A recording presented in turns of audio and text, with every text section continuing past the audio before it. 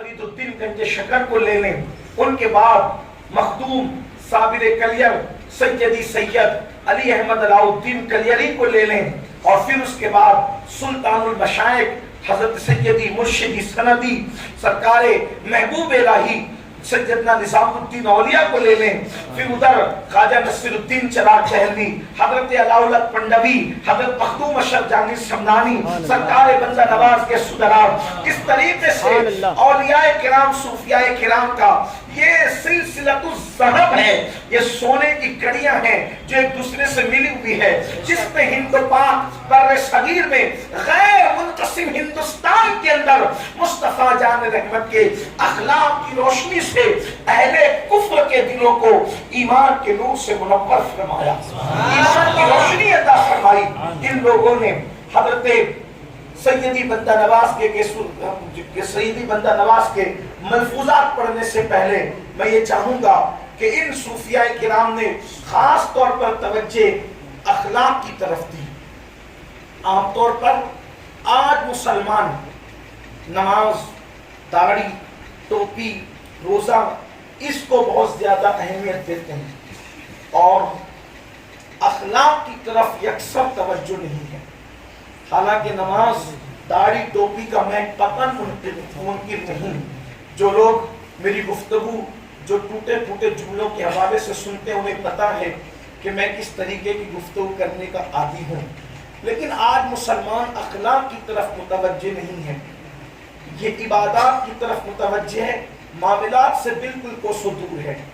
اسی کی بنیاد پر جو طبقہ مسلمان نہیں ہے، جو طبقہ مسلمان نہیں ہے، وہ طبقہ انتہائی بدزن ہے اسلام اور مسلمین سے۔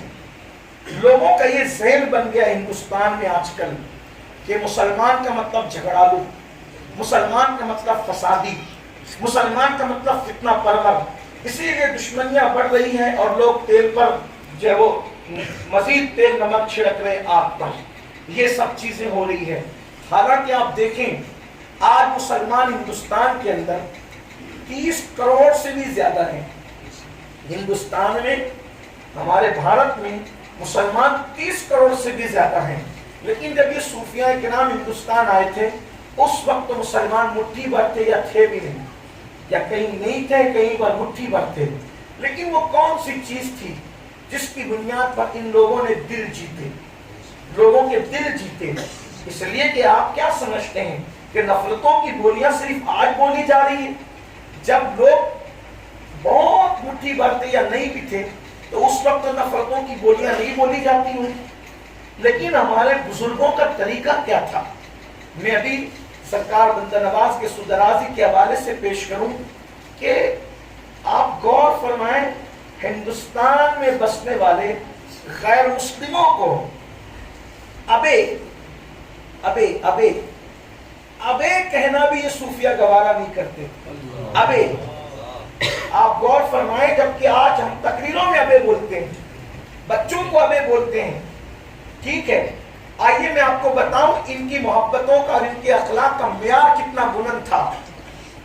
یہ جو نفرتی پروپیگنڈا جو آج چل پڑا ہے اس میں کہیں نہ کہیں ہماری کوتاہیاں ہیں کہ ہم نے ظاہری علوم کو تو اہمیت دی لیکن اخلاق مصطفیٰ کو ہم نے اہمیت نہیں دی، اخلاق سے کوسوں دور ہوئے۔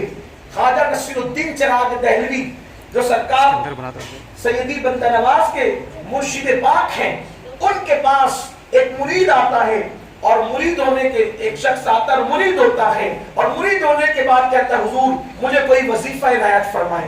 جیسا کہ آج کل لوگوں کا طریقہ ہے، کوئی وظیفہ چاہیے، کوئی عمل چاہیے، ہونا بھی چاہیے۔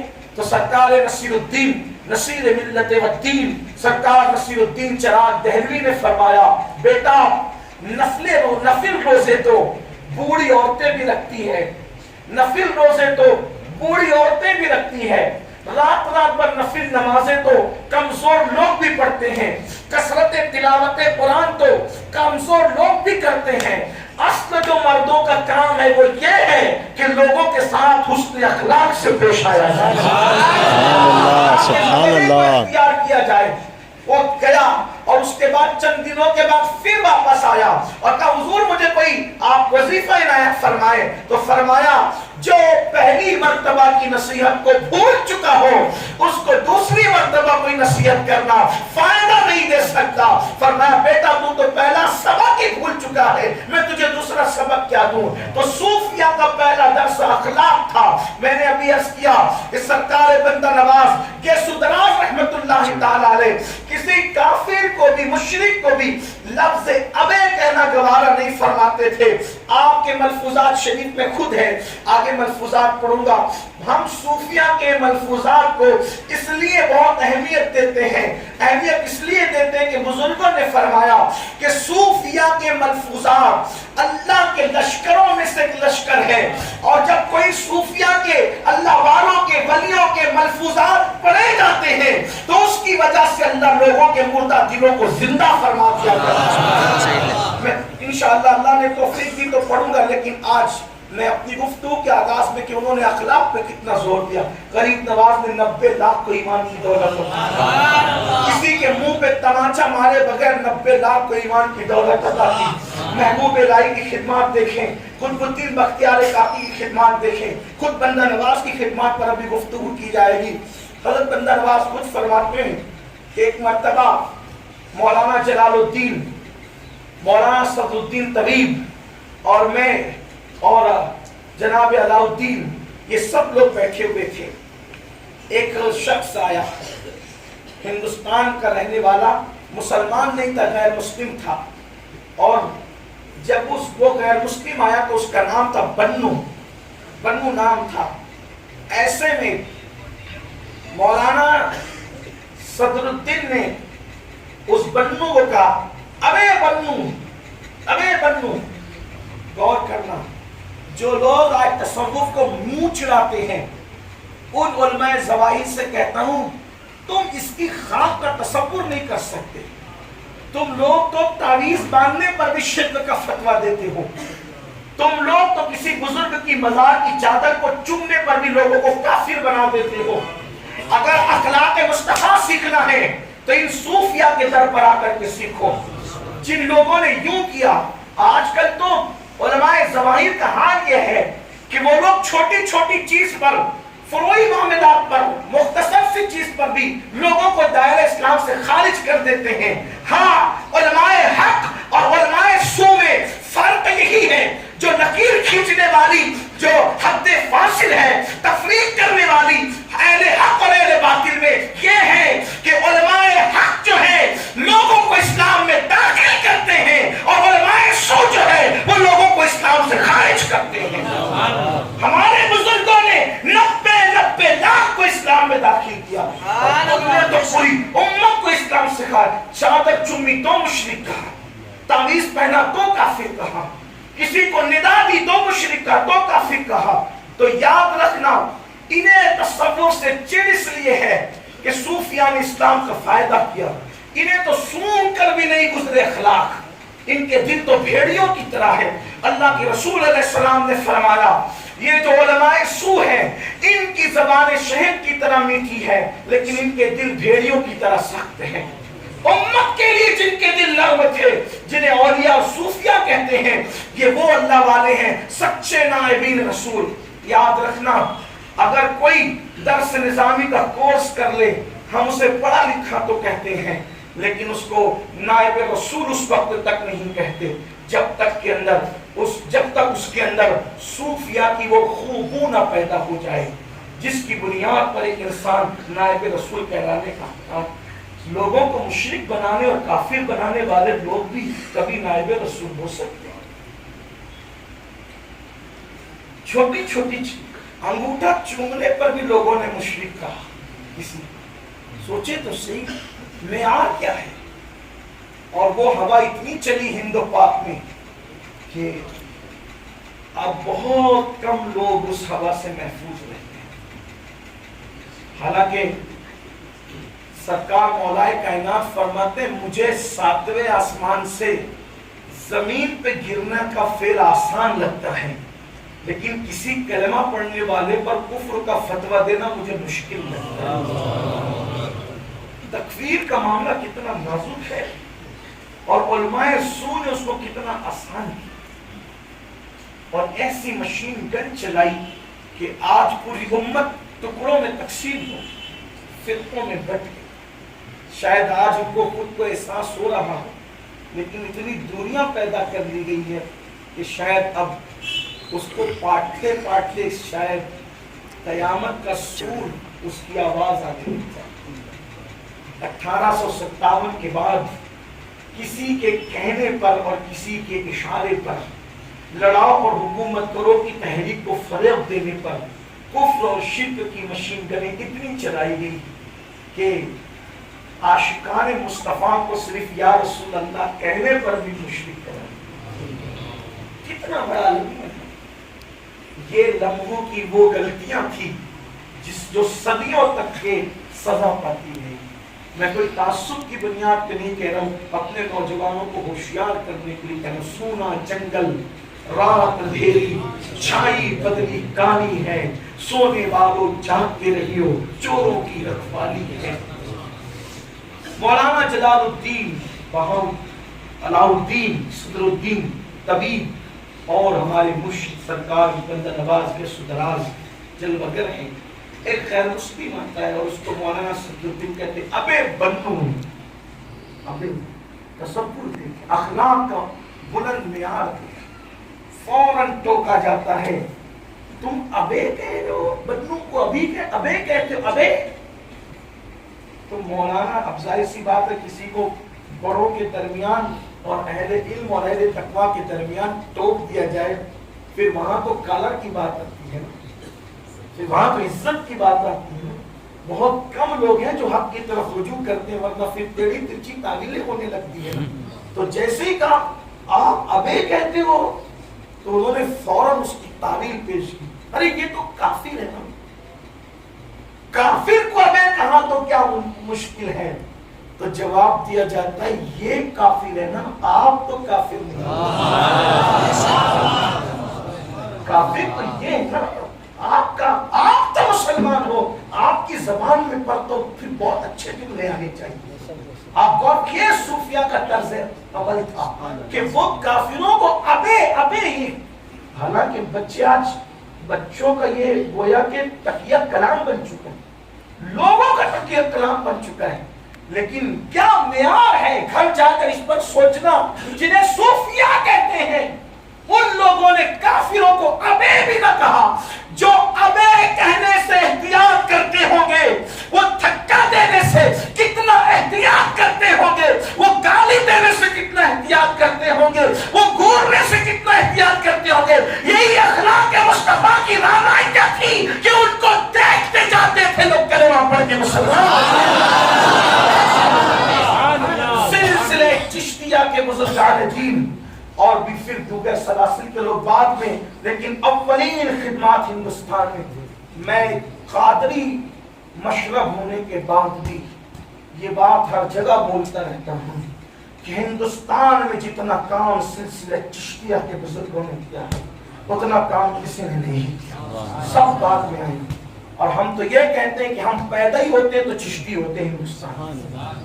مرید اگرچہ ہم قادری سلسلے ہیں لیکن خلافتیں تو ہمیں چشتی سلسلے کی ہے، اور واللہ غریب نواز کی ہوتے ہوئے ہم تو یہ کہتے ہیں ہند میں کہ قادریت بھی ملی تو غریب نواز کی چوکھٹ۔ ہمیں کیا پتا تھا کہ قادریت کیا ہے؟ مدینہ منورہ کا پتہ بھی ملا تو غریب نواز کے پورے ہندوستان کے سارے ولی، مبلغین، محدثین، مفکرین، مجددین سب کی خدمات کو ایک پلے میں رکھا جائے اور غریب نواز کی خدمات کو ایک پلے میں رکھا جائے تو خواجہ کی خدمات کے مقابلے میں کسی کی خدمت کا مقابلہ پورے جنت ہے غریب نواز کی۔ یہاں کا کی سنیت، یہاں کا اسلام، یہاں کا عقیدہ، یہاں کا نظریہ سب کچھ غریب نواز کیا ہے۔ جب تک قیامت تک کے یہاں، جب تک کہ اذانیں مسجدوں سے بلند ہوتی رہے گی، قرآن کی تلاوتیں کی جاتی رہے گی، روزے رکھنے والے روزے رکھیں گے، لا الہ الا اللہ پڑھنے والے لا الہ الا اللہ پڑھیں گے، ان سب کا خراج جس کے دربار میں پیش ہوگا اسے علی کا بیٹا سرکار غریب نواز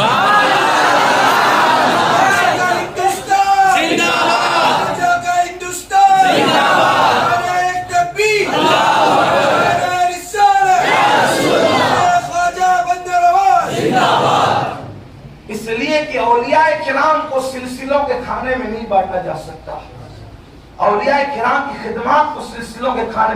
ہمیں تو ہر ولی سے محبت کرنے کا حکم دیا گیا. ہم اولیاء اللہ کو سلسلوں کے کھانے میں بانٹیں تو سلسلوں کے فیوز و برکات سے محروم ہو جائیں. بعض اولیاء اللہ وہ ہیں کہ آپ بعض کیا بلکہ ہر ولی وہ ہیں کہ جس سے محبت کرنا خدا تک پہنچنے کا ذریعہ ہے.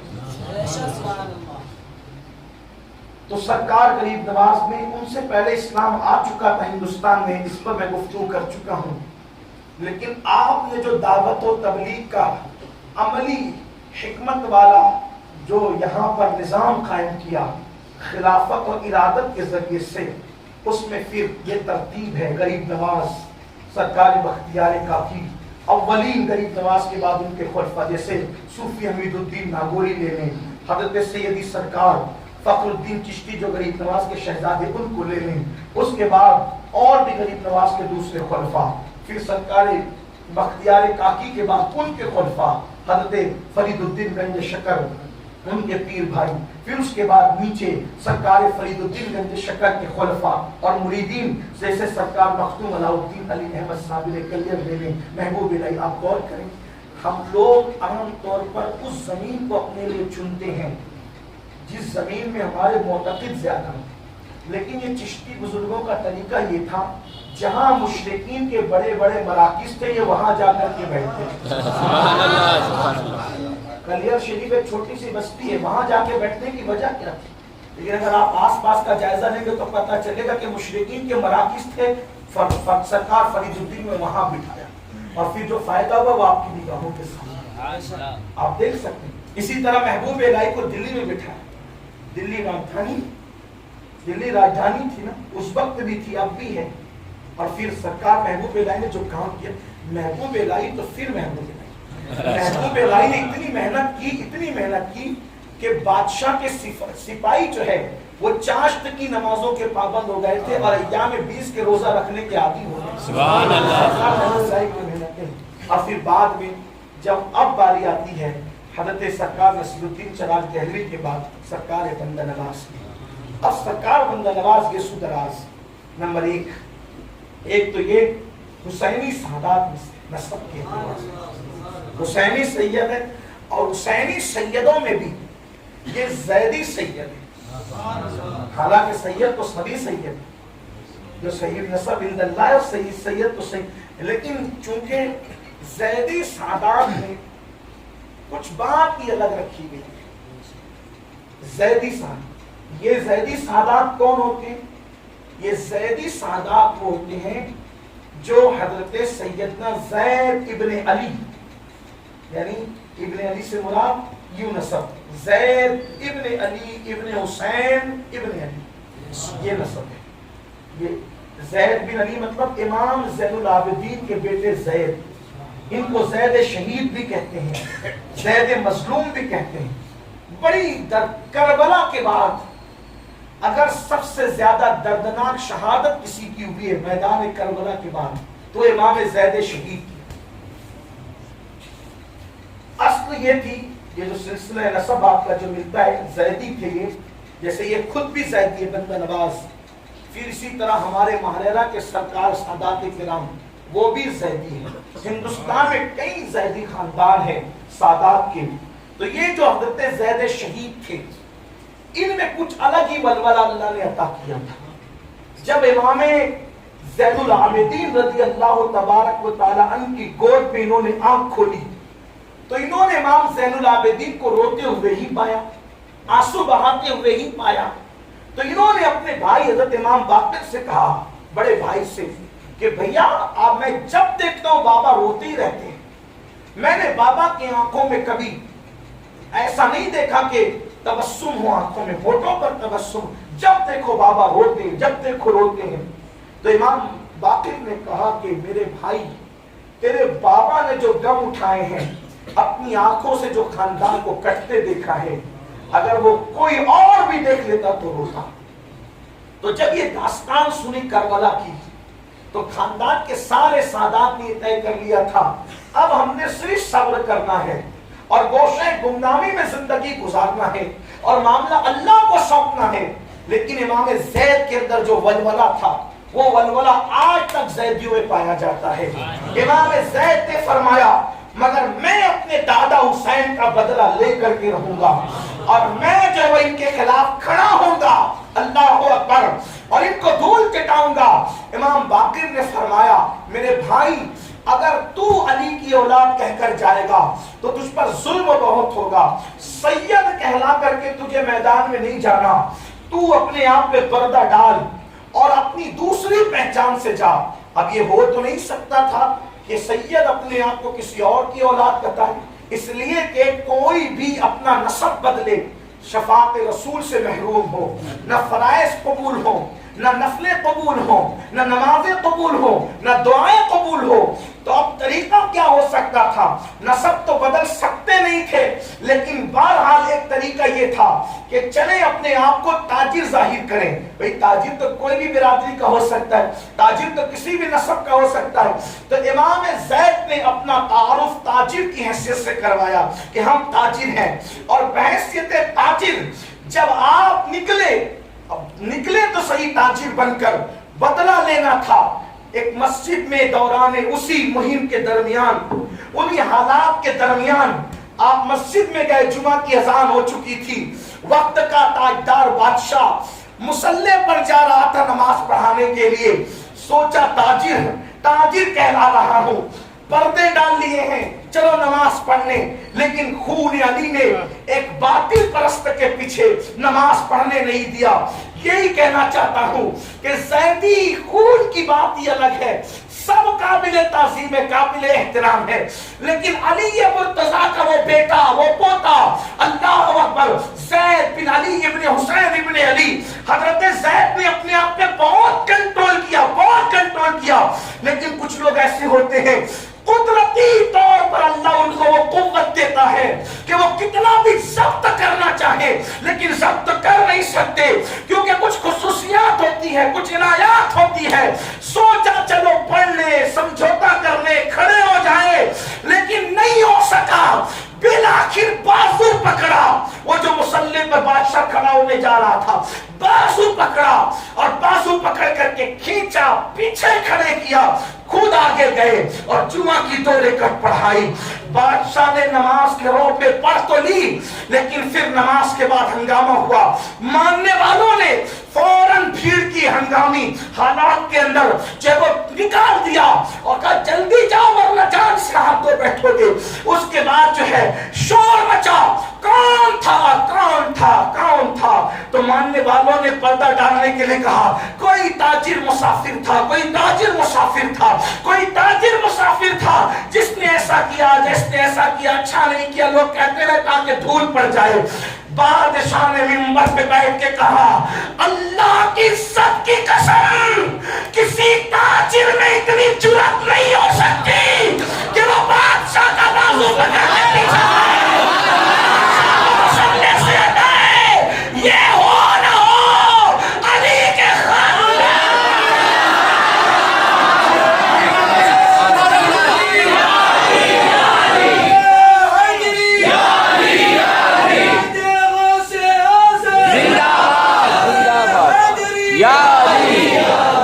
تاجر اتنے باجرأت اور باہمت نہیں ہوتے جس میں فاطمہ کا دودھ ہوگا، علی کا خون ہوگا، اسی میں جرأت پیدا ہو سکتی ہے.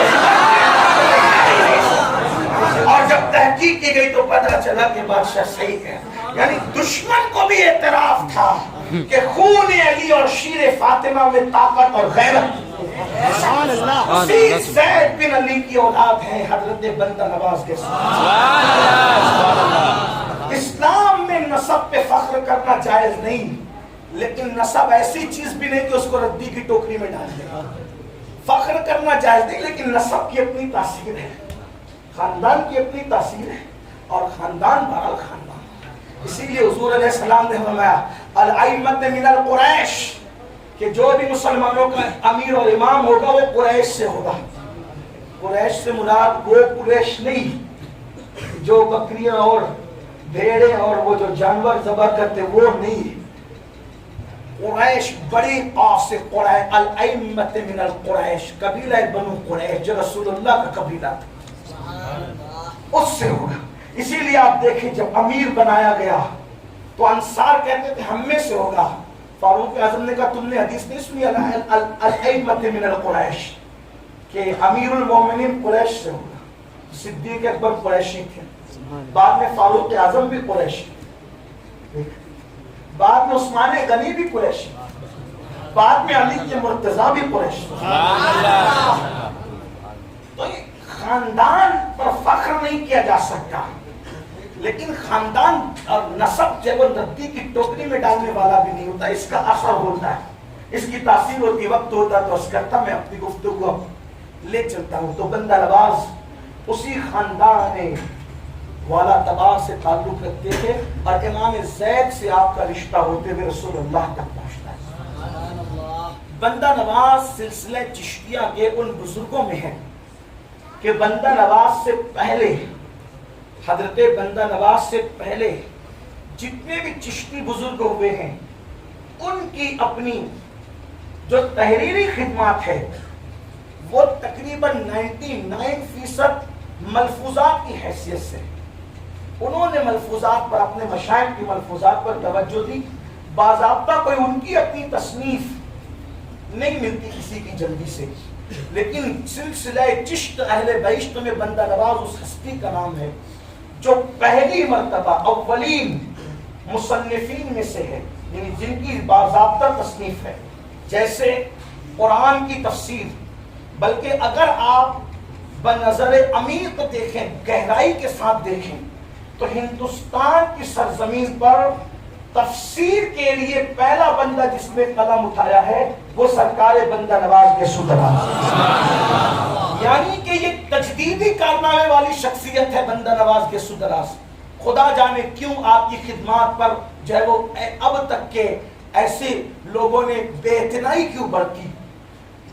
قرآن مقدس کی تفسیر پر اولین جس نے ہند میں قلم اٹھایا ہے سلسلہ چشتیہ اہل بہشتیہ میں سے وہ حضرت سرکار بندہ نواز کے سدراز ہے. اور اس سلسلہ چشتیہ کی قید بھی نہیں لگائیں اگر آپ تو اور بھی آپ دیکھ لیں, مطلقاً اگر جس نے قلم اٹھایا ہے حضرت بندہ نواز کے سدراز ہے تفسیر پہ.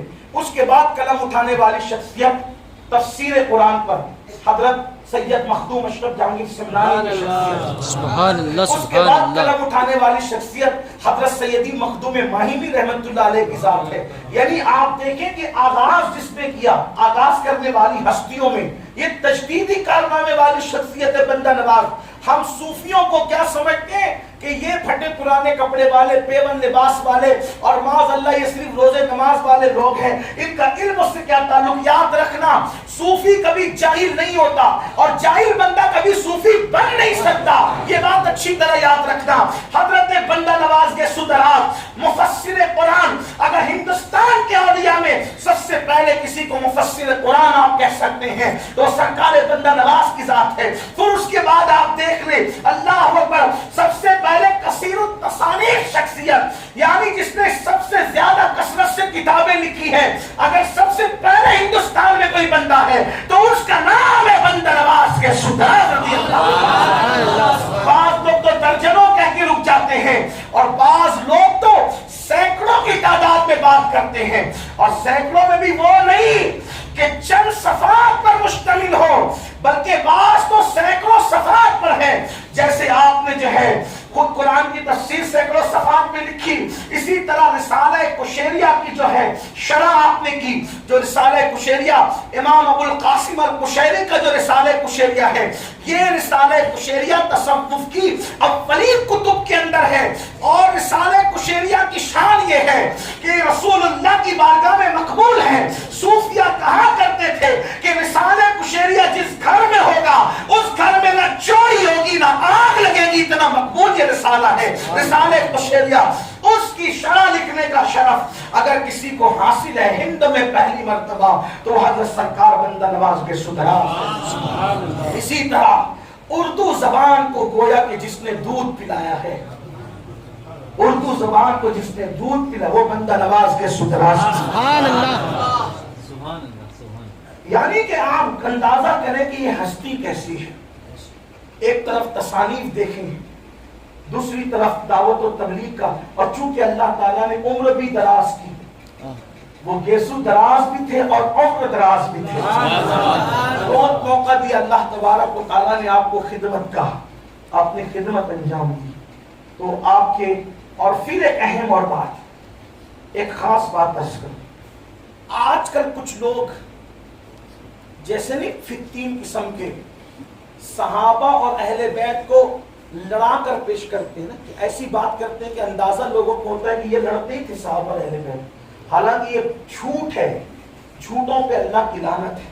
صحابہ اور اہل بیت ان میں کوئی دشمنی اور عداوت نہیں تھی، بحیثیت صحابی ہونے کی حیثیت سے یا بحیثیت اہل بیت ہونے کی حیثیت، بلکہ فضائل اصحاب جس شان سے اہل بیت نے پیش کیا ہے کسی نے نہیں پیش کیا، اور فضائل اہل بیت جس شان سے صحابہ نے پیش کیا ہے کسی نے پیش نہیں کیا۔ مثال دے دوں اس کی، دو مثال دیتا ہوں، دیکھو شان صحابہ اہل بیت نے جیسے پیش کیا کسی نے نہیں کیا۔ اس کی پہلی مثال، ایک شخص اہل بیت کے چھٹے امام، امام الائمہ، استاذ امام اعظم ابو حنیفہ سیدی امام جعفر صادق کے پاس ایک بندہ آیا اور آ کر کے پوچھا کہ اپنے تلوار کی موٹ پر، اپنے تلوار کی موٹ پر قیمتی دھات کا چڑھاوا چڑھانا، یعنی اس سے موٹ بنانا کیسا؟ تو سیدنا امام جعفر صادق نے کہا جائز ہے۔ کیا کہا؟ جائز۔ توجہ کرنا، جائز۔ قیمتی جو دھات ہے سونے چاندی کی، اس کا موٹ بنانا تلوار پر جائز ہے۔ اب جائز تو کہہ دیا، دلیل کیا؟ تو پوچھنے والے نے پوچھا دلیل کیا ہے؟ ایک بات یاد رکھنا، علماء موجود ہے، پڑھے لکھے لوگ بھی مجمع موجود ہے۔ دلیل جو بنتی ہے وہ ہستیاں بنتی ہے جس کی شخصیت میں کوئی کلام نہیں ہوتا۔ متنازع شخصیتیں کبھی دلیل نہیں بنتی، ہمیشہ دلیل متفق علیہ ہستیاں بنتی ہیں۔ جیسے اگر آپ کے محلے میں کسی امام کی ذات پہ اختلاف ہو جائے، بعض کہتے ہیں معاذ اللہ، ایک ایگزامپل دے رہا ہوں، برا لگے تو معاف کر، بعض کہتے ہیں امام چور ہے، بعض کہتے ہیں امام ولی ہے، متنازع ہو گیا۔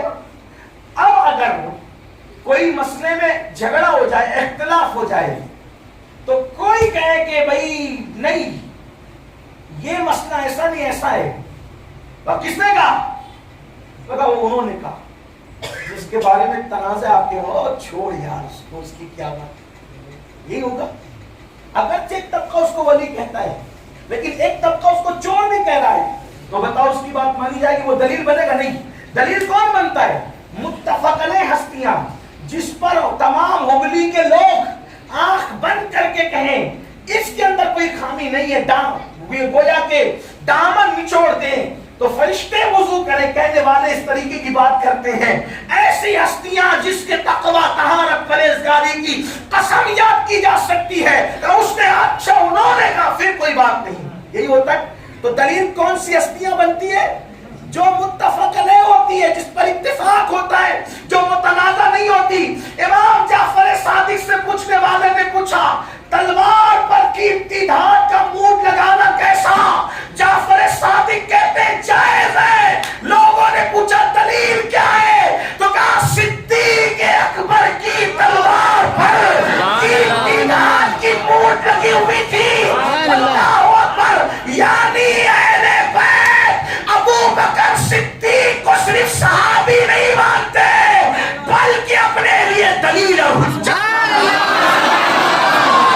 انہوں نے کیا مطلب جائز ہی ہوگا، وہ کوئی ناجائز کام کر نہیں سکتے۔ یہ نظریہ تھا اہل بیت کا کہ ابو بکر نے کیا مطلب صحیح کیا ہے۔ اللہ اکبر، کیا دلیل دی کہ ابو بکر صدیق کیا تھا؟ صدیق اکبر۔ واہ سبحان اللہ۔ امام جعفر صادق کیا کرے؟ صدیق اکبر نے کیا۔ تو پوچھنے والے نے پوچھا آپ بھی ان کو صدیق کہتے ہیں؟ کیا کہا؟ آپ بھی ان کو اس لیے کہ صدیق کوئی چھوٹا موٹا لقب تو نہیں تھا. ایک ہے صادق. بھائی صدیق کون کہہ رہا ہے؟ توجہ. صدیق کون کہہ رہا ہے؟ سید کہہ رہا ہے. اور سید میں بھی کون سید؟ صادق. امام جعفر صادق. صادق کسی کو صدیق کہہ رہا ہے. بڑی اہمیت کی بات. بھائی کوئی کاذب کسی کو صدیق کہہ دے تو الگ بات ہے نا. صادق کسی کو صدیق کہے. صادق اور صدیق کے کوئی نسبت سمجھتے ہو؟ صادق اس کو کہتے ہیں وہ جو بولے سچ بولے. کیا بولے؟ جو بولے اس کو کیا کہتے ہیں؟ صادق. عین واقعے کے مطابق بولے اس کو کیا کہتے ہیں؟ بولو بھائی کیا بولتے ہیں؟ عین واقعے کے مطابق بولے. بھائی جو واقعے کے مطابق بولے گا سچ بولے گا. جیسے اگر کوئی کہ رات ہے کیا بول رہا ہے؟ واقعے کے مطابق بول رہا ہے نا سچ. تو جو واقعے کے مطابق بولے اس کو صادق کہتے ہیں. جو سچی بات کرے اس کو صادق کہتے ہیں. صدیق کسے کہتے ہیں؟ اس کے منہ سے جو نکل جائے پھر وہی واقعہ بن جائے اس کو صدیق. وہ جو کہہ دے وہ ہو جائے اس کو کیا کہتے ہیں؟ صدیق کہتے ہیں. تو صادق نے ابو بکر کو صدیق کہا تو حیرت ہوئی. آپ بھی صدیق کہتے ہو؟ امام جعفر صادق نے کہا ہوا صدیق ہوا صدیق ہوا صدیق ہوا صدیق صدیق صدیق صدیق. پھر انہوں نے صدیق صدیق کا نعرہ لگایا اور اتنی بار ان کو صدیق کہا کہ ان کی سانس ٹوٹ گئی. بتاؤ اہل بیت سے بڑھ کر کسی نے اس طرح شان بیان کی؟ اور صحابہ کی شان یوں اہل بیت بیان کی اور اہل بیت کی شان صحابہ نے کیسے بیان کی؟ ایک مرتبہ وہی صدیق ادھر ادھر نہیں جاتا. وہی صدیق کی بات کر لیتے ہیں. اپنے کندھوں پر امام حسن کو بٹھا کر مدینہ منورہ کی گلیوں میں خلیفہ بننے کے بعد اپنے کندھوں پہ بٹھا کے چلے. کسی نے پوچھا ابو بکر آپ اپنے کندھوں پہ حسن کو بٹھا لیں. بھئی کندھوں پہ یا تو نواسا بٹھایا جاتا ہے, پوتا بٹھایا جاتا ہے, بیٹا بٹھایا, جس سے کوئی خونی رشتہ ہی نہ ہو. اس کو کندھے پہ آپ کیوں کندھے پہ لے کے گھوم رہے ہیں؟ تو آپ جواب کیا دیتے ہیں کہ میں نے اپنے محبوب کو جو کرتے دیکھا میں تو نیا کام تو میں نے نہیں کیا نا. اور حضرت صدیق اکبر کہا کرتے تھے کہ رسول اللہ کی اہل بیت کی تعظیم میں ایسے ہی کرتا ہوں جیسے میں رسول اللہ کی تعظیم کیا کرتا ہوں. یہ تھے اصحاب. تو جیسے اصحاب اور اہل بیت کو کچھ فتیل لڑا کر پیش کرنا چاہتے ویسے ہی کچھ فتیل لوگ قادریت اور چشتیت کو بھی لڑا کے پیش کرنا چاہتے. ایسا بیان کریں گے کہ پتا چلے کہ جیسے چشتی قادری لڑتی رہے. یہ بھی فتنہ پروری ہے. اب یہاں یہ بات غلط ہو جاتی ہے. جیسے میں نے ابھی امام جعفر صادق کا پیش کیا تو کیسے غلط ہو گئی وہ بات لڑانے والی, کہ ایسی شان صدیق اکبر کا عمل پیش کیا تو کیسے بالکل غبار چھٹ گیا. ویسے ہی بندہ نواز کی شان ہے کہ جو لوگ یہ بتاتے ہیں نا کہ ہندوں میں قادری چشتی لڑتے رہے, جھگڑتے رہے, اختلافات ہوتے رہے, سرکار بندہ نواز کے فعل نے, ان کے طریقے نے بالکل یہ شیطنت والی فکر کو بالکل جڑ سے کاٹ دیا. سرکار بندہ نواز چشتی مشرب ہو کر, سلسلے چشتیہ میں مرید ہو کر, جواہر العشاق جس کا نام ہے رسالہ غوث اعظم, تو انہوں نے اس کو لکھا ہے. اور کیا لکھا ہے پتہ ہے؟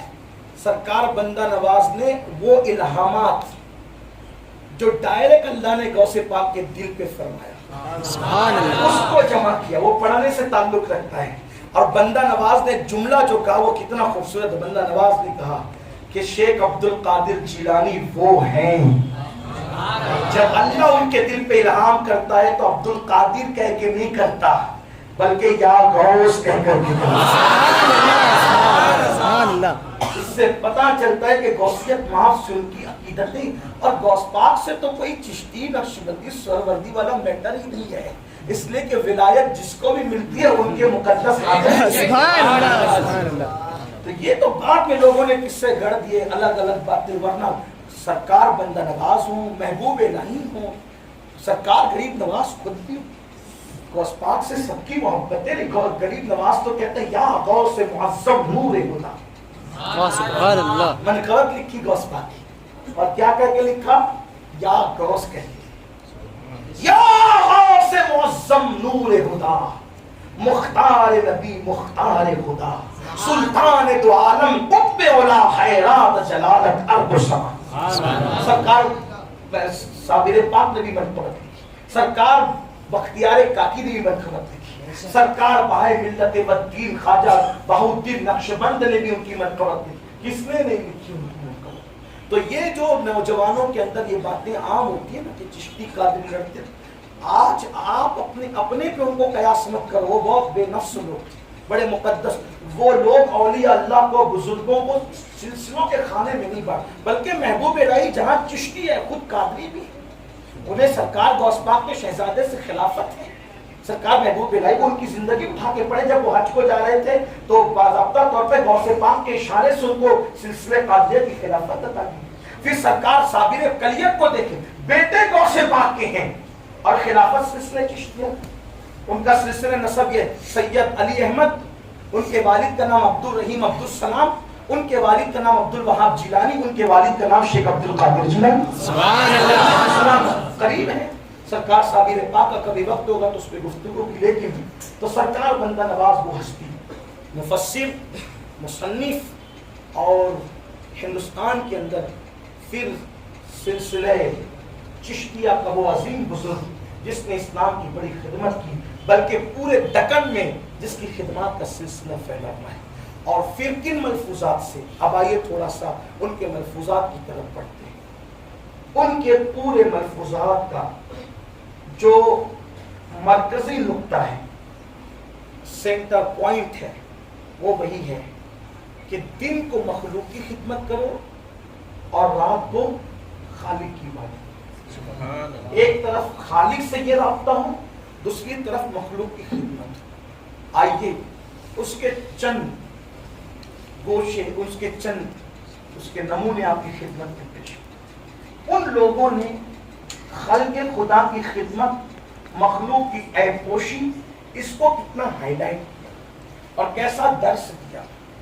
سرکار بندہ نواز کے سدراس سرکار بندہ نواز کے سدراس کی محفل تھی. اس محفل میں کسی نے ایک سوال کیا، آپ کے ملفوظات میں کسی نے سوال کیا کہ حضور یہ رسول اللہ کو معراج میں کوئی جنتی جبہ ملا تھا، کیا یہ روایت صحیح ہے؟ رسول اللہ کو معراج شریف میں کوئی جنتی جبہ ملا تھا، کیا یہ روایت صحیح ہے؟ تو سرکار بندہ نواز کا انداز دیکھیں، ارشاد فرماتے ہیں کہ میں نے سلوک کی کتابوں میں یعنی تصوف کی کتابوں میں اس کو لکھا دیکھا ہے. حالانکہ پوری روایت بیان کرنے کے بعد آخری میں کہتے ہیں، شروع میں کیا کہا؟ میں نے اس کو سلوک کی تصوف کی کتابوں میں لکھا دیکھا ہے، البتہ میں نے اس کو کسی حدیث کی کتاب میں لکھا نہیں دیکھا. دو کتابیں ہو گئی، ایک تصوف کی ہو گئی، ایک حدیث کی. تو فرماتے ہیں میں نے صوفیہ کی کتابوں میں دیکھا، سلوک کی کتابوں میں دیکھا، حدیث کی کتابوں میں نہیں دیکھا. اب واقعہ بیان کرنے سے پہلے تھوڑا اس کو میں عرض کر دوں کہ اہل تصوف نے لکھا، علماء حدیث نے، محدثین نے کیوں نہیں لکھا؟ اس کی وجہ یہ ہے کہ محدثین کے یہاں ایک قانون ہے کہ اگر حدیث ان کے بنائے ہوئے قانون پر فٹ اترتی ہے روایت تو وہ لیتے ورنہ چھوڑ دیتے.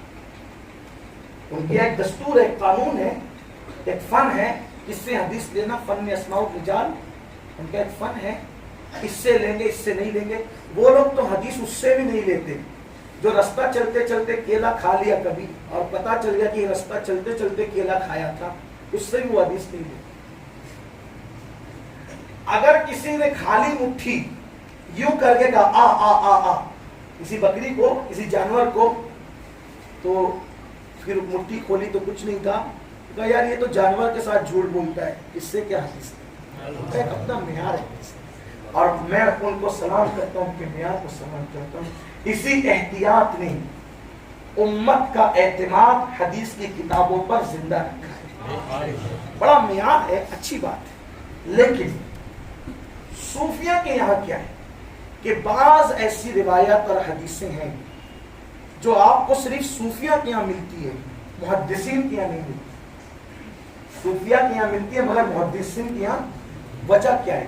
کیونکہ محدثین وہی روایت لیتے ہیں جو کڑی سے در کڑی ملی ہوئی ہے, اور بہت اچھی بات ہے, اس پہ کوئی کلام ہی نہیں ہے, ان پہ سلام ہے. لیکن صوفیہ کیا کرتے ہیں؟ صوفیہ بعض روایتیں ایسا ہے کہ جب ان کو پتہ چلتی ہے تو وہ عالم رویا میں رسول اللہ سے ڈائریکٹ اس کا سوال کرتے ہیں, اور حضور کی طرف سے اشارہ ملتا ہے تو وہ اس کو بغیر کسی کی سند کے بھی ڈائریکٹ جو روایت کی وہ لے لیتے ہیں. اب اس پر اگر کوئی اعتراض کرے گا نا کہ نہیں یہ کہاں سے کہہ دیا, تو میں تو اپنے گھر کی کوئی بات کرنے کی بجائے اعتراض کرنے والوں کی ایک مرشد کی بات بتا دوں. حضرت حاجی امداد اللہ مہاجر مکی جو فلاں فلاں فلاں کے پیر بھی تھے, حالانکہ ہم بھی ان کو اپنا بزرگ مانتے ہیں, ہمارے بھی وہ بزرگ ہیں, ہم ان سے کبھی جی نہیں چرائے, لیکن جیسے مولوی شفیع جیسے لوگ ہیں وہ ان کے مریدوں میں, قاسم نانوتوی صاحب جیسے لوگ ان کے مریدوں میں ہیں, مہاجر مکی رحمۃ اللہ علیہ کے, ان کو قطب الاقطاب بھی کہتے ہیں, اعلیٰ حضرت بھی کہتے ہیں, عارف باللہ بھی کہتے ہیں, بہت کچھ کہتے ہیں لوگ. تو مہاجر مکی رحمۃ اللہ تعالی علیہ کے بارے میں آتا ہے کہ جب بھی کوئی مشکل مسئلہ ان کو درپیش ہوتا تو وہ ڈائریکٹ رسول اللہ سے پوچھ لیا کرتے تھے, اور حضور ان کی رہنمائی بھی فرمایا کرتے. تو اب جب آپ مہاجر مکی رحمۃ اللہ علیہ کے لیے ثابت کر دیں گے کہ وہ کیسے پوچھتے تھے, تو پھر ہم بھی اپنے صوفیہ کے لیے بتا دیں گے کہ وہ کیسے پوچھتے تھے, ہے نا. جو آپ کا جواب ہوگا ہمارا ہوگا, آپ کوئی بحث و مباحثہ, بلکہ ہم تو صوفیہ کے غلام ہیں, بحث مباحثہ والے لوگ نہیں. لیکن بتانا یہ چاہتا ہوں کہ لوگوں کا جو وہاں سے جو عقیدت رکھتا ہے نا, جس سے عقیدت رکھتا ہے اس کے لیے سب مانتا ہے اور دوسروں کو ریجیکٹ کرتا ہے. تو ایسا نہیں ہونا چاہیے, اصول ایک ہی بنائیے. تو صوفیہ کرام ڈائریکٹ اللہ کے رسول علیہ الصلوۃ والتسلیم سے معلوم کر لیا کرتے. بلکہ میں یہاں پر ایک بات آپ کو بتاؤں کہ کیسے معلوم کرتے تھے. ایک بزرگ تھے جو نابینا تھے, ان کے پاس لوگ آ کر حدیث چیک کرایا کرتے. ایسا بھی کتابوں میں, اپنی کتابوں میں بھی لکھا ہے, ان لوگوں کی کتابوں میں, دوسروں کی کتابوں میں لکھا ہے کہ جب حدیث چیک کرانے ان کے پاس آتے تھے تو وہ بزرگ کہتے تھے یہ حدیث ہے, اور پھر کہتے تھے یہ حدیث نہیں ہے. تو لوگ کہتے تھے حضرت آپ تو کبھی مدرسہ گئے نہیں, کبھی پڑھے نہیں, علماء کے پاس بیٹھے نہیں, آپ سے جب ہم چیک کراتے ہیں تو آپ بالکل پرفیکٹ بتا دیتے ہو.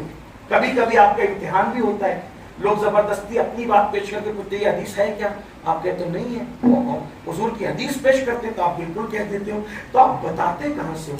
تو وہ نابینا بزرگ کہتے تھے جب تم حدیث پڑھتے ہو تو میں دیکھتا ہوں کہ رسول اللہ کے چہرے پہ مسکراہٹ آتی ہے. جس روایت کو پڑھنے پہ حضور کو مسکراتے دیکھتا ہوں پھر کہتا ہوں یہ حضور کی حدیث ہے. اور جب تم یہ حدیث کی کوئی بات پڑھتے ہو اور حضور کے چہرے پہ ناگواری آتی ہے تو میں بتا دیتا ہوں کہ یہ حدیث نہیں ہے. لوگوں کو یہ بھی رسول اللہ کا قرب نصیب ہے. یقین والے کہاں سے چلے کہاں پہنچے. سبحان اللہ, سبحان اللہ. ہمارے مرشد اجازت کا شعر حضور شیخ الاسلام کہتے ہیں یقین والے کہاں سے چلے کہاں پہنچے, جو اہل شک ہیں اگر میں مگر میں رہتے ہیں. شک والوں کو یہی ہوا. تو اب میں عرض کروں, اب بات کو اختتام پر پہنچاؤں. دو باتیں کہوں گا, آپ کے ملفوظات میں بات ختم کرتا ہوں. مجھے شاید جو ٹائم دیا گیا تھا اس سے میں کچھ آگے ہو گیا. ہمیں ختم کرنا تھا لاسٹ 10:30 بجے, اس سے بھی 10 منٹ آگے ہو گیا. میں مختصر کر دوں, یہ ایک بات پڑھ دوں پھر کبھی انشاءاللہ.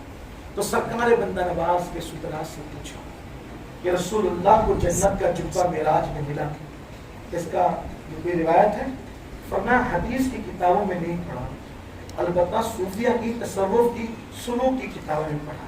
اب وہ واقعہ بیان کرتے کتنا خوبصورت ہے.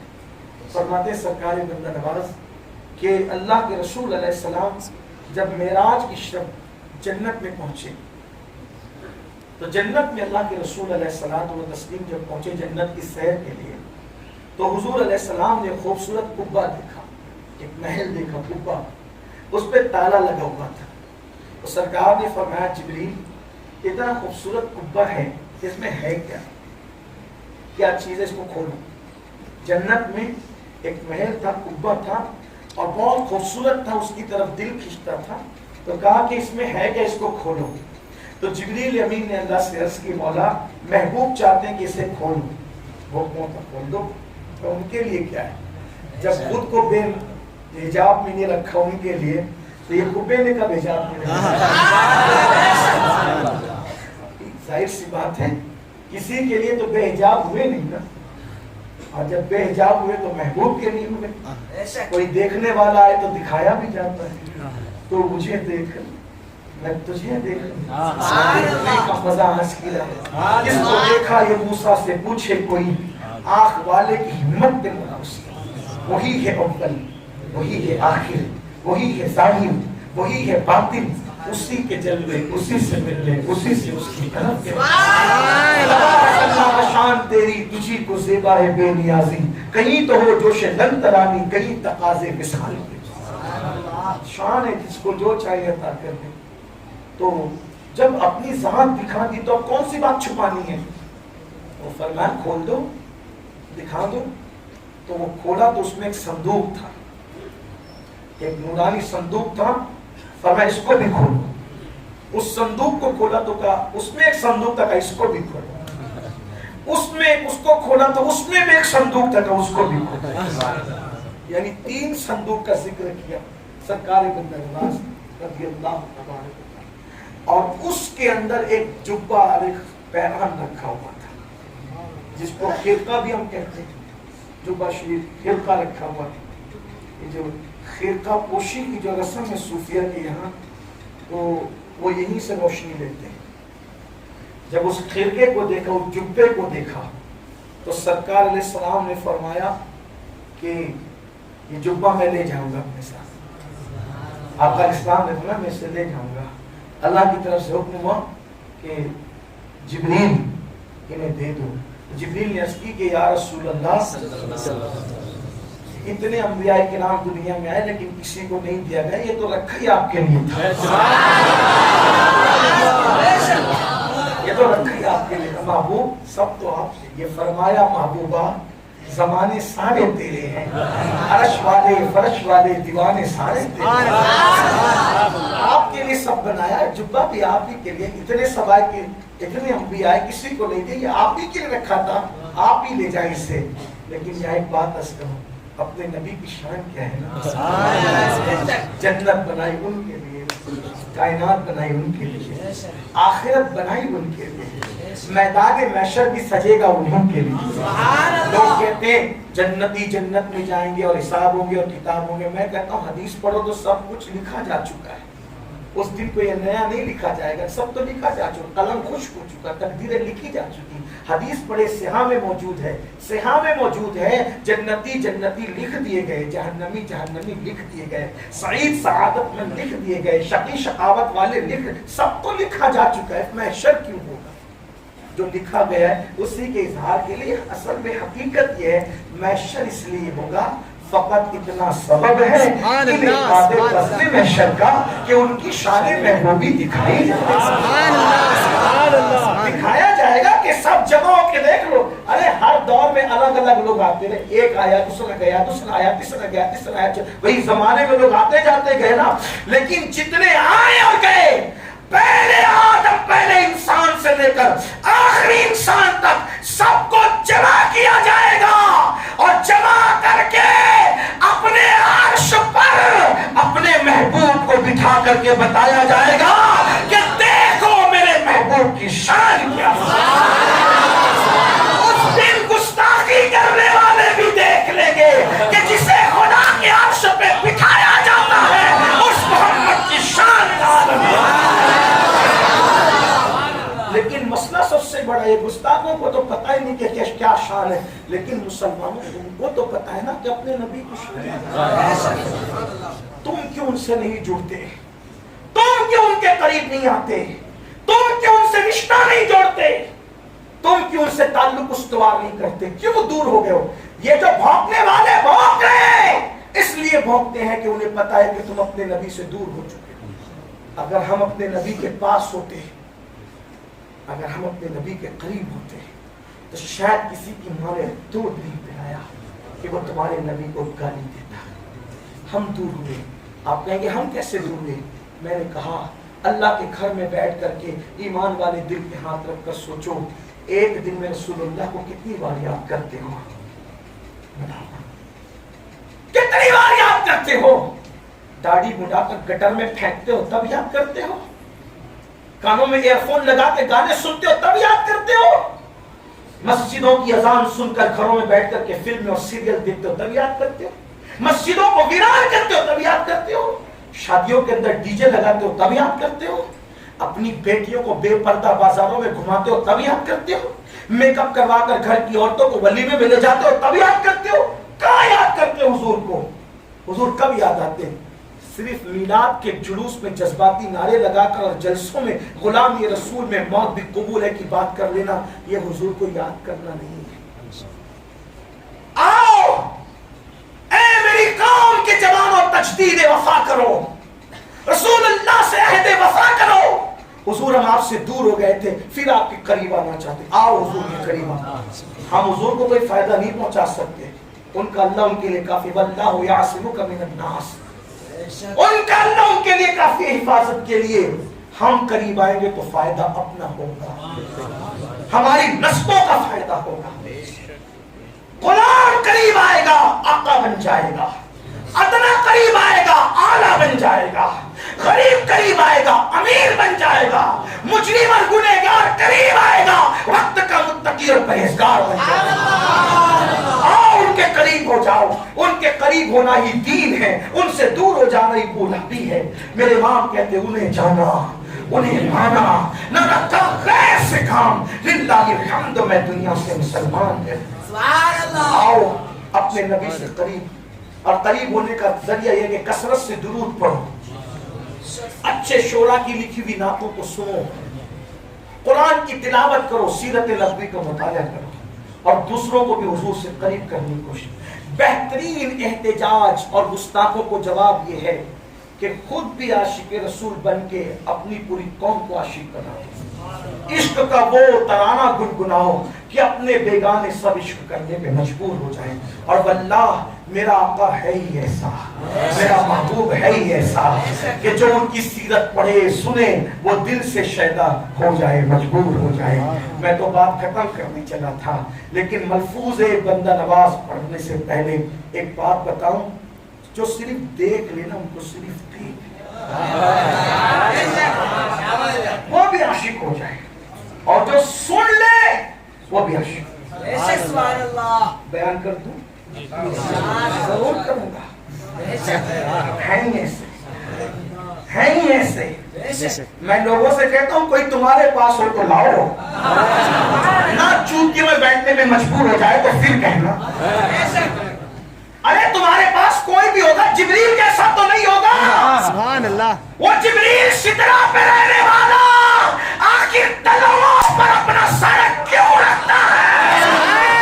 معلوم ہے کہ ان جیسا کوئی نہیں. یہی بولے سدرا والے جوانے جلا کے تھالے سبھی میں نے چھان ڈالے, تیرے پائے کا نہ پایا, تجھے یک نے یک بنایا, تجھے یک نے یک بنایا.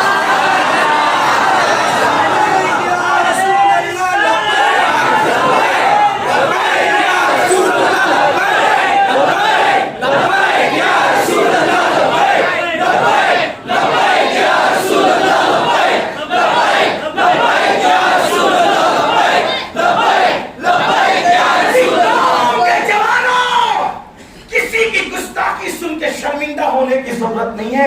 تمہارا محبوب ہمارا آقا وہ ہے کہ کسی کے پاس ایسا حبیب ہے, کسی کے پاس ہوگا تو مخلوق کا محبوب ہوگا. ہمارا آقا تو خالق کا بھی محبوب ہے, جس کا خالق بھی مشتاق ہے, خدا نے وہ محبوب ہمیں عطا فرمایا.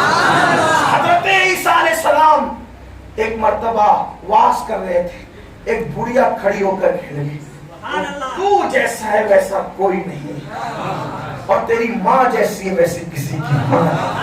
عیسیٰ علیہ السلام روئے پڑے اور کہتے بڑی بھی اتنا ضرور کہے کہ میں اچھا ہوں, لیکن یہ نہ کہنا جیسا میں ہوں ویسا کوئی. یہ ضرور کہ میری ماں بہت اچھی تھی، مگر یہ مت کہنا کہ میری ماں جیسی کسی کی ماں نہیں۔ بڑھیا تجھے بتا دوں سن، سچے لوگوں کی پہچان یہ ہوگی، سچے چھپاتے نہیں، چھپا دیا۔ سبحان اللہ سبحان اللہ۔ ہم بولا کرتے ہیں کہ مجھے یہ مت کہہ کہ تجھ جیسا کوئی نہیں، کیونکہ یہ ٹائٹل کسی کو زیب دیتا ہے تو اس کو جو میرے بعد آئے گا، میرے بعد آئے گا، وہ اللہ کا محبوب ہے، اس کو زمین پہ محمد کہتے ہیں، آسمانوں پہ احمد کہتے ہیں،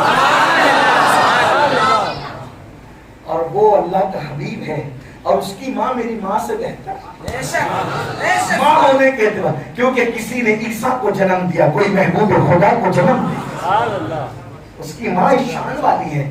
اور سن، تو کہہ رہی کہ میرے جیسا کوئی نہیں، میں تمنا کرتا ہوں، کیا تمنا کرتا ہوں؟ کون؟ عیسیٰ۔ کون؟ کنواری بطول سے پیدا ہونے والے عیسیٰ۔ کون؟ بن پاک کے جبریل کے دم سے پیدا ہونے والے عیسیٰ۔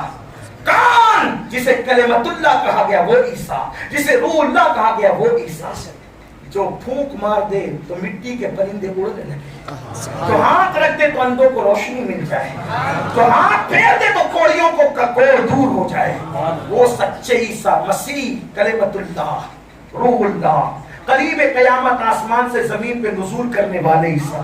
وہ کہتے ہیں بڑی بی، تو جانتی محمد کا مرتبہ کیا ہے؟ تو جانتی ہے محمد کا روح فدا سب، خدا نے کیا کیسا محبوب دیا۔ سنیو، تم قدر نہ کرو گے تو کون کرے گا؟ تم محبت نہ کرو گے تو کون کرے گا؟ تم قریب نہ ہوگے تو کون آئے گا؟ حضرت عیسیٰ نے کہا بڑی بھی، میری تمنا یہ ہے کہ ایک بار مجھے محمد کے نالین کے تسمے باندھنے کا موقع مل جائے۔ سب سے بالا والا اپنے مولا کا پیارا، عالم کا دورا، کیا شان ہے، جو دیکھ لے شیدا ہو جائے، جو سن لے شیدا ہو جائے، جو کہنا چاہتا تھا اس کو روک پائی ہوں، وہ ملفوظ پڑھ کے بات کرتا۔ حضرت عیسیٰ علیہ السلام کی بات آگے بڑی بات ہوگی، اب اس کو تفصیل میں جانے کی ضرورت نہیں۔ حضرت بندہ نواز فرماتے ہیں کہ سرکار نے ہمیں سے لے جاؤں گا، جبریل نے یا رسول اللہ ہزاروں آئیں، 1,00,000 کم و بیش 24,000 آئیں، کسی کو نہیں دیا، آپ ہی کے لیے رکھا،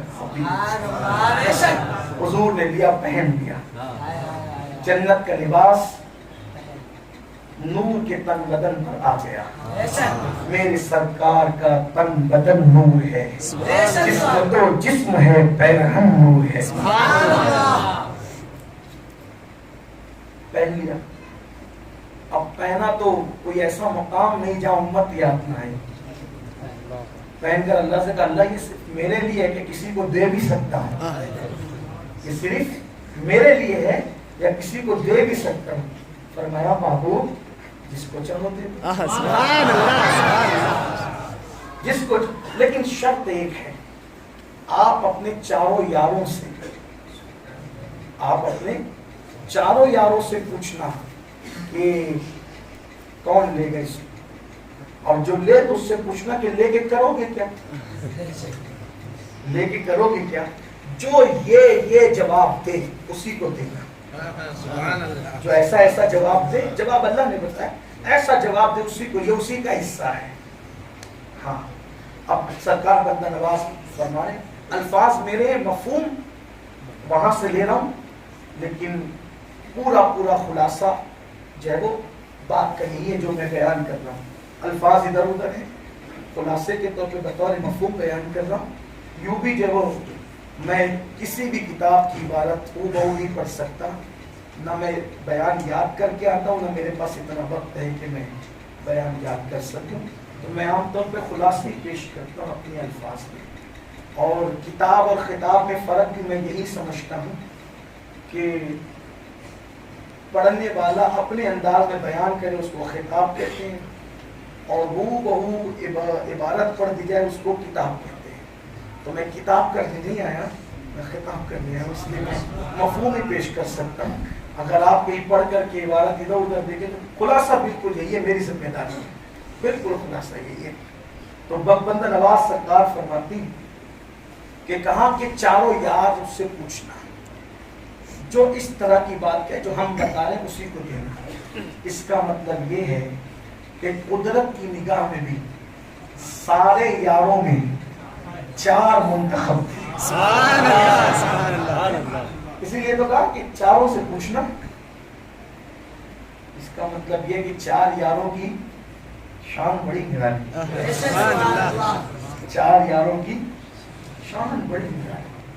کیسی نرالی شان ہے پتہ ہے؟ کیسی نرالی ہے؟ ایسی نرالی ہے کہ نوح علیہ السلام نے عرض کی مولا کہ کشتی بناتا ہوں ٹوٹ جاتی ہے۔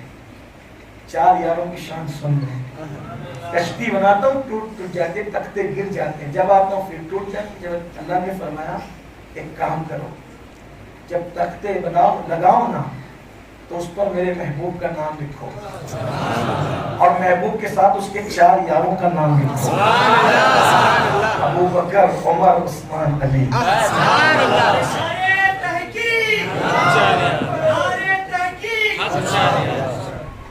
چاروں یار کے نام پھر نہیں ٹوٹے اور لکھا۔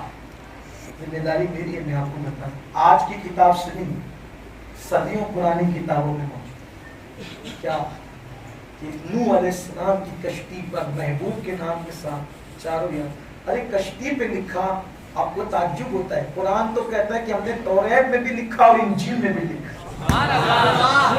دیکھو قرآن کیا کہتا ہے، محمد الرسول اللہ والذین معه اشداء علی الکفار رحماء بینہم، ہے نا، تراہم رکعا سجدا یبتغون فضلا من اللہ ورضوانا سیماہم فی وجوہہم من اثر السجود۔ یہ شان بیان کی صحابہ کی، اور پھر کیا کہا؟